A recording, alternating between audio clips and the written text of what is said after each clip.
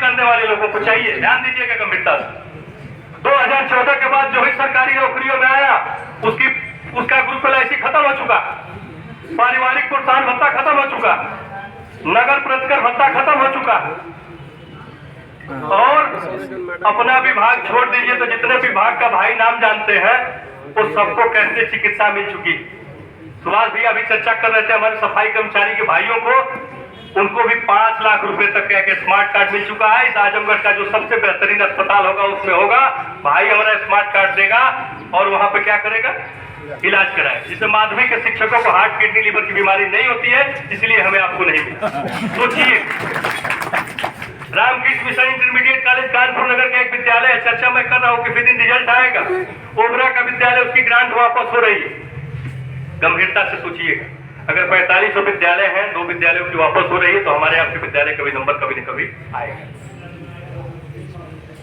सेवा शर्त जो एक माध्यमिक के शिक्षक का मान सम्मान स्वाभिमान गुरूर था, उसको खत्म करके हमारे गुरूर को ही खत्म कर दिया। छोटी घटना नहीं थी। 1982 उत्तर प्रदेश माध्यमिक शिक्षा सेवा चयन आयोग 1982 के जो है अधिनियम के धारा 21 पहले पर हमारे ऊपर कार्रवाई होती थी, महोदय के पास आती थी, अप्रूव करते थे, चयन बोर्ड जाती थी, और चयन बोर्ड अपने इतिहास में कभी किसी की नौकरी खाया। अब क्या हालात हो जाएंगे, इसे भाई ने कहा, सही कहा। अभी तो धीरे धीरे उसका असर कई जगह दिखना भी शुरू हो गया, अभी तक गजट नहीं हुआ, असर भी दिख रहा है। भाई पुराना दौर लौट रहा है, धारा 21 खत्म होना छोटी घटना नहीं थी। हमारा स्वाभिमान ही खत्म कर दिया गया, हमारा सेवा सुरक्षा ही खत्म कर दिया गया, हम लोगों को तोड़ के रख दिया गया। धारा 18 खत्म हुई, जो हमारे तदर्थ के प्रधानाचार्य थे, जब तक आयोग से कोई नहीं आता था उनको वेतन मिलता था प्रिंसिपल का, उसी रूप में अगर वो रिटायर हो जाते थे तो उनको जो है प्रधानाचार्य का ही पेंशन मिलती थी। खत्म हो, किसका खत्म हुआ है? ये सब किसका खत्म हुआ है? जो नौकरी कर रहे हैं उनका खत्म हुआ है। भाई इस बात को ध्यान रखिए। इतना ही नहीं, प्रबंधकों ने बड़ा तेजी से अपने यूनियन का विस्तार कर रहे हैं और सरकार के ऊपर दबाव बना रहे हैं कि आप अपना अनुदान वापस ले लो। बड़ी तेजी से चल रहा है, मतलब वो अपना अनुदान वापस ले लेंगे तो किसका वेतन जाएगा? भाई हम आप नौकरी कर रहे हैं, हमारा आपका जाएगा। इस बात को समझिए। इतनी समस्याओं से हम लोग ग्रसित हैं। मतलब साफ है, पुराने संगठन के लोग जब हमारे आपके बीच में आते हैं तो सारा कुछ दिलवाने की चर्चा करते हैं। सही बात है, उन्होंने पुरानी पेंशन दिलवाई और खत्म भी करा दी, उन्होंने सेवा शर्तें दिलवाई, खत्म भी करा दी, उन्होंने धारा 18 तदर्थ प्रधानाचार्य के वेतन दिलवाए, खत्म भी करवा दिया, तमाम तरह का भत्ता दिलवाया, खत्म भी करा दिया। वेतन उन लोगों ने दिलवाया था वो भी खत्म कराने के लिए तैयारी कर रहे हैं। क्योंकि एक बात मेरी आप याद रखिएगा, जब हम आप शिक्षक होते हैं तो दबा कुचला शोषित पीड़ित महसूस करते हैं। हम में से ही जब कोई भाई हमारे सुशील भाई की तरफ प्रधानाचार्य की कुर्सी पर बैठता है तो उसके नजर में हमारा अध्यापक जाहिल काहिल कामचोर हो जाता है। लेकिन जैसे ही प्रधानाचार्य की कुर्सी से कोई व्यक्ति प्रबंधक की कुर्सी पर बैठता है, वैसे ही अध्यापक चोर, प्रिंसिपल चोर नजर आने लगता है। आज अध्यापक हमारा जाहिल काहिल कामचोर नजर आता है। हमारे माध्यमिक शिक्षक संघ के जितने बड़े नेताओं का आप नाम जानते हैं, अध्यापक थे, अच्छे थे, प्रधानाचार्य थे तब भी ठीक थे, सबके सब रिटायर हो गए, सबके सब प्रबंधक बन गए। इसीलिए सब मिलकर ऊपर बंदर बांट करके हमारे आपके ऊपर अंकुश लगाने की तैयारी चल रही है। समझ गए तो समझ गए, नहीं समझे तो जो आपके साथ होगा मेरे साथ भी होगा। मैं तो समझ गया, इसलिए लड़ाई लड़ने के लिए चल दिया। मेरी भी 25 साल नौकरी है, सोच रहा हूँ नौकरी लंबा है, लड़ लिया जाए, शायद अपनी सेवा सुरक्षा वगैरह वापस आ जाए, फिर मान सम्मान के साथ आगे लड़ा जाएगा। मैं तो चल दिया। यह समस्या पूरे उत्तर प्रदेश में सभी विभागों में नहीं हुई है, केवल हम माध्यमिक के शिक्षकों में हुई है। ध्यान रखिएगा। चल रहे थे हम लोग पेंशन की लड़ाई लड़ने, कई राज्यों में लागू करवाया है। इस आंदोलन का नेतृत्व भी संयोग से माध्यमिक का ही साथी कर रहा है, प्रदेश स्तर पे, राष्ट्रीय स्तर पे। चलते दिए पेंशन की लड़ाई लड़ने, यहाँ नौकरियों का संकट कर दिए, सब नौकरियों बचाना मजबूरी हो गया। सोचने वाली बात। इसलिए सब चीजें हो रही है क्योंकि आप लड़ाई किसके सहारे लड़ रहे हैं? सोचिए, आप लड़ाई उनके सहारे लड़ रहे हैं जो जैसे जैसे रिटायर होते गए अलग अलग गुट बनाते गए और सभी गुटों के नेतृत्व करता रिटायर है। ध्यान दीजिएगा, आप लड़ाई उनके सहारे लड़ रहे हैं जो सभी लोग रिटायर हो चुके हैं। इसीलिए अटेवा से जुड़े हुए प्रदेश प्रदेश के जो माध्यमिक के शिक्षक रहे उन लोगों ने सोचा कि भाई कार्यरत शिक्षकों का एक विंग खड़ा हो, इसलिए उत्तर प्रदेश माध्यमिक शिक्षक एकजुट बना ताकि कार्यरत शिक्षकों की लड़ाई मजबूती पे लड़ी जा सके। इसका दो ही उद्देश्य है, दोनों उद्देश्य मैं बता रहा हूं। पेंशन की लड़ाई अटेवा लड़ रहा है, उसके साथ ताकत से तन मन धन से लगिए, पेंशन बहाल हो जाएगी, अपने विभाग में बने रहिए। लेकिन दो उद्देश्य है। पहला क्या भैया, जो हमारा विभिन्न विभागों में गुट बना हुआ है उन गुटों को कैसे एकजुट किया जाए, विभिन्न गुटों में जो हमारा शिक्षक बटा हुआ है उनको कैसे एकजुट किया जाए। जब माध्यमिक शिक्षक संघ को सभी गुटों को एकजुट करना, उसके लिए हमने रणनीति बनाया। पिछले 2 साल से लगातार प्रयास मैं कर रहा हूं और शोर मचवा रहा हूं। आप भी उनके संगठनों में जाया करिए तो हल्ला मचाइए कि नौकरी हमारी, समस्या हमारी, तो नेतृत्व भी कार्यरत व्यक्ति ही करेगा। प्रदेश से लेकर जिले तक कहीं संगठन बनाइए, किसी के यहाँ रहिए, आपका अपना भाई अगर वहां नेतृत्व कर रहा है, निश्चित तौर पे आपकी लड़ाई मजबूती के साथ लड़ी जाएगी।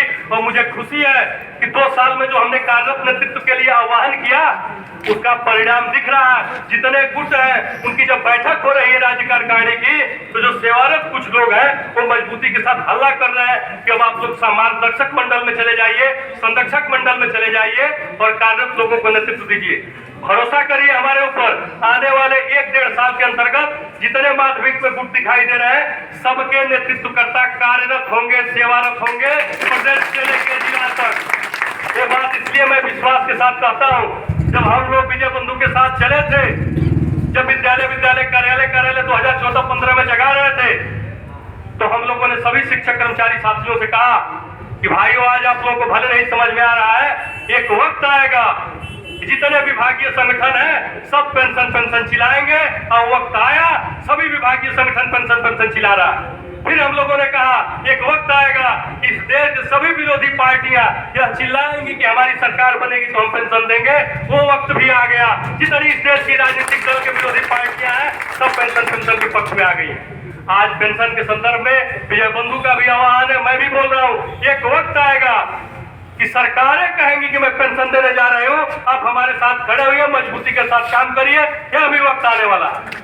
उसी तरीके से मैं आपसे बता रहा हूँ, आने वाले 1-1.5 साल के अंतर्गत माध्यमिक के जो शिक्षक हैं वो सब एकजुट होंगे, अपने यहाँ आवाज उठाएंगे जहां भी जिन गुटों में होंगे कि आपके यहाँ कार्यरत नेतृत्व बनाइए। 1.5 साल के अंतर्गत कार्यरत नेतृत्व सबके यहाँ होगा। फिर अगला जो मेरा प्लानिंग होगा, अगला भी मैं बता दे रहा हूँ, जब सबके यहाँ कार्यरत हो जाएगा तो मैं ही यही कहूंगा सब पहल करके कि अलग अलग क्यों लड़ रहे हो भाई, सब कार्यरत हो तो आओ, एक साथ मिलो, जिले में चुनाव कराओ, एक जिले का एक अध्यक्ष मंत्री होगा, कार्यरत हमारा अध्यक्ष होगा, कार्यरत मंत्री होगा, सभी जिले का शिक्षक मतदाता होगा, एक अध्यक्ष मंत्री होगा, जो जीतेगा वो प्रदेश अध्यक्ष, प्रदेश महामंत्री का चुनाव करेगा, उसी के नेतृत्व में शिक्षक संघ का लड़ाई लड़ी जाएगी। पुराना गौरव तभी आएगा, ध्यान रखिएगा भाई, पुराना गौरव मित्रों तभी आएगा जब हम एक होंगे। जब तक एक नहीं होंगे पुराना गौरव वापस नहीं आएगा। मेरा कारवां उसी कड़ी में जा रहा है। अभी मैं लगातार जो कार्यरत शिक्षक है उनको एकजुट कर रहा हूँ, उनके माध्यम से उन लोगों के यहाँ आवाज उठवा रहा हूँ कि अपने यहाँ कार्यरत नेतृत्व पैदा करिए। कार्यरत जब नेतृत्व पैदा हो जाएगा, मैं आपसे वादा करता हूँ कि जिस दिन सभी गुटों में कार्यरत नेतृत्व हो जाएगा, सबको मैं एक न कर दिया तो मैं शिक्षक राजनीति नहीं करूंगा, आपसे वादा करके जा रहा हूँ, सबको एक करूंगा। दूसरी चीज, पहला उद्देश्य तो मैंने बता दिया कि क्या था भाई। दूसरा उद्देश्य है भाई और शासकीय माध्यमिक विद्यालयों का राजकीकरण हो। दूसरा उद्देश्य, इसको लेकर लगातार अभियान में पिछले 2 साल में चला रहा हूँ। राजकीकरण होगा तो क्या होगा भाई, और शासकीय माध्यमिक विद्यालयों का राजकीकरण होने से क्या फायदा होगा।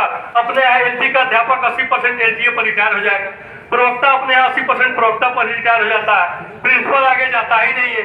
एक जगह नौकरी लग गई तो वही घर बनाना पड़ता है।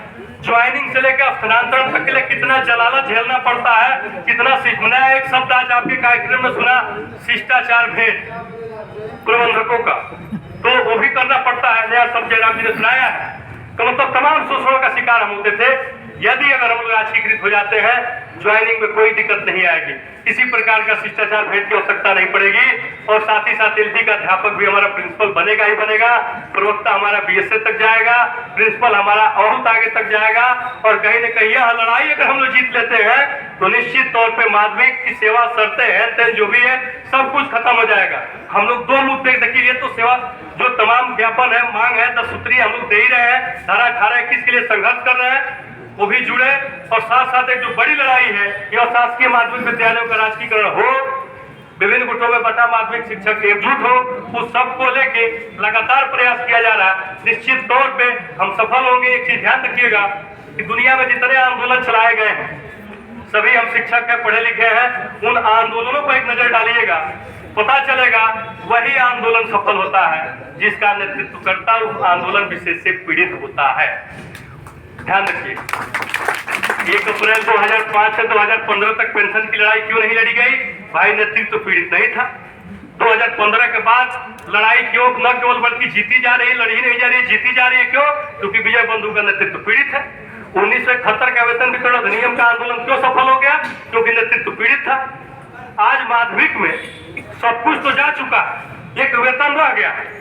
अब वेतन भी प्रबंधक मांग कर रहा है सरकार के ऊपर, और सारा प्रबंधक मजबूत है। ध्यान रखिएगा, इतना शक्तिशाली है जो भी जिस जिले में है, 2-3-4 पीढ़ियों का मज हो सकती है। तो कोई कार्रवाई होगी तो डीएस कार्यालय के ऊपर वो प्रेशर बना के वो मंसूबा सफल हो सकता है। वो भी हमारा जाने की एक स्विच रह गया है, वेतन, उस पर भी संकट मंडरा रहा है। इसीलिए हम सब एकजुट हो, इतने ताकतवर रहे कि कोई प्रबंधक हमारे तत्कालिक उसका 2 लाभ होगा। एक, जो लगातार संघर्ष करे, धारा